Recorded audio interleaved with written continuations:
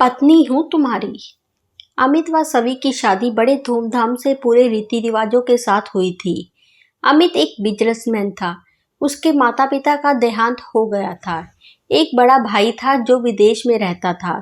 शादी कराने के लिए 1 महीना पहले भारत आ गया और शादी के कुछ ही दिनों बाद परदेश अपने घर चला गया। सवी 10वीं पास थी। सवी के मायके में उसके माता पिता के देहांत के बाद चाचा चाची ने उसको एक बोझ समझकर पाला था। सवी की शादी करने के बाद वो भी अपनी जिम्मेदारी से बरी हो गई। शादी के बाद वह सवी से बिल्कुल भी मतलब नहीं रखते थे। सवी की जिंदगी में शुरू में तो सब सही रहा था, पर कुछ ही दिनों बाद अमित की शराब पीने की गंदी आदत का पता चला। जब अमित शराब पीकर घर आता तो छोटी छोटी बातों को लेकर सवी पर हाथ उठा देता। कभी कोई सामान न मिलने पर या कभी यूं ही गुस्से में आकर। सभी कुछ भी नहीं बोलती थी। बिन माँ बाप की बच्ची बेचारी सहमी सहमी रहती थी। मायके में भी कभी कभी चाची द्वारा तिरस्कार मिलता था और शादी के बाद भी जीवन साथी द्वारा उसे यह दुख सहना पड़ रहा था। पर गलत के खिलाफ आवाज न उठाने से धीमे धीमे अमित शेर हो गया। वह आए दिन छोटी छोटी बातों को लेकर उसके ऊपर हाथ उठा देता। अक्सर ही सभी के शरीर पर पिटाई के लाल नीले निशान रहते व रो रो के आंखें सूजी रहती थी। लेकिन सभी जाए तो कहाँ जाए। उस अभागी नादान ने इसी को अपनी किस्मत समझ लिया। मायके में कोई उसका सहारा नहीं था और ज्यादा पढ़ी लिखी भी नहीं थी। अमित का जब शराब का नशा उतरता तो सभी की ऐसी दयनीय हालत देखकर अगले ही दिन वह अपनी गलती के लिए माफी मांगता और रोता भी, और सभी उसे माफ भी कर देती।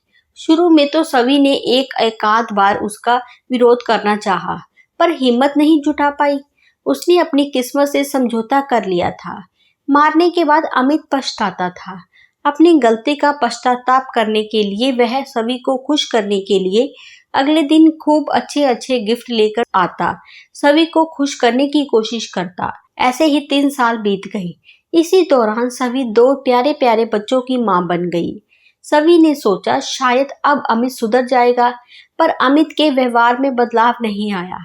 सभी अब कुछ सालों में अमित को अच्छी तरह से समझने लगी थी। वह सब काम सही समय पर करती, सब चीजें सही जगह पर रखती, पर इंसान है, कभी छोटी मोटी भूल हो जाती और अमित उसी बात को लेकर झगड़ा शुरू कर देता। अमित की संगत अच्छी नहीं थी। अपने दोस्तों के साथ वह नशा ज्यादा करता था। उसके बाद घर में बखेड़ा खड़ा करता था और ड्रिंक करने के बाद वह अपना आपा खो देता था। धीरे धीरे बच्चे बड़े होने लगे। जवान होती बेटी अनन्या अब सब समझने लगी थी और निताली भी माँ की मनोदशा अच्छी से समझने लगी थी। जब रात में उसके घर में मार पिटाई होती तो लोग लज्जा से बेटियों को शर्म आने लगी थी। वह जल्दी जल्दी अपने घर के खिड़की दरवाजे बंद करने लगती थी, जिससे आस पास लोगों को पता ना चल सके। उनको अपने पापा से प्यार तो बहुत था, पर उनकी यह हरकत उन्हें बिल्कुल भी पसंद नहीं थी। अब की बार दोनों बेटियों ने फैसला किया कि यदि पापा अब की बार ऐसा करेंगे तो हम दोनों मिलकर उनका विरोध करेंगे, और उन्होंने ऐसा ही किया। आज घंटी बजी और अमित फिर ड्रिंक करके आया था। अनन्या ने दरवाजा खोला। वह देखते ही पहचान गई है कि आज पापा कुछ बखेड़ा खड़ा करेंगे, और ऐसा ही हुआ। अमित के गुस्सा करने पर आज अनन्या उसके आगे खड़ी हो गई और जवाब देने लगी कि आप मम्मी को नहीं मार सकते।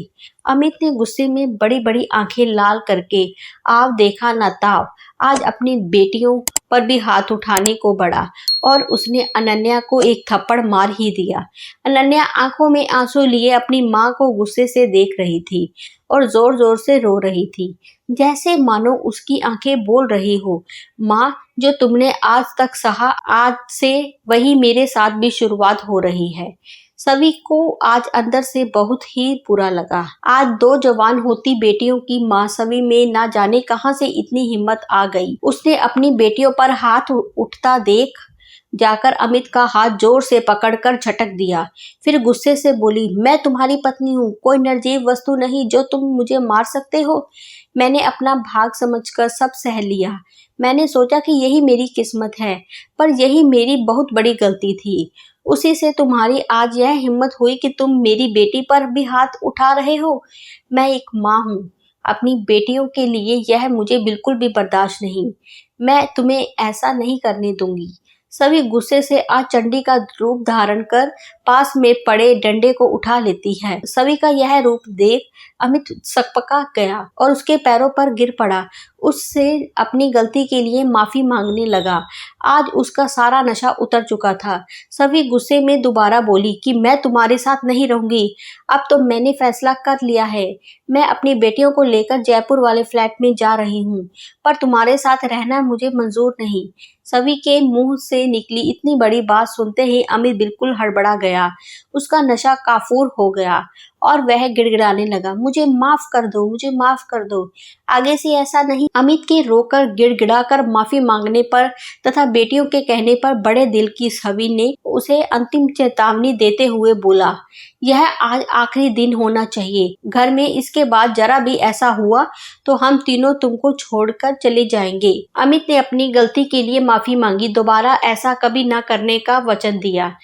इसके बाद वह कमरे में चला गया। आज सभी और उसकी बेटियां बहुत खुश थी अपनी माँ का यह रूप देख। आज वो बहुत ही खुश थी। जो सभी को कई सालों पहले करना चाहिए था उसने आज कर दिया और अपनी नारी शक्ति का परिचय दिया। अत्याचार को सहना व विरोध न करना दोनों गलत है।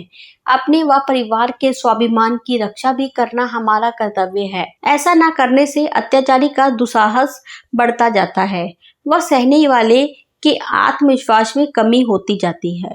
उम्मीद करती हूँ ये स्टोरी आपको पसंद आई होगी। हमें अपनी राय ज़रूर बताएं। कहानी पसंद आई हो तो चैनल को लाइक, कमेंट्स और शेयर ज़रूर करें। चैनल पर आप नए हैं तो चैनल को सब्सक्राइब ज़रूर करें। धन्यवाद।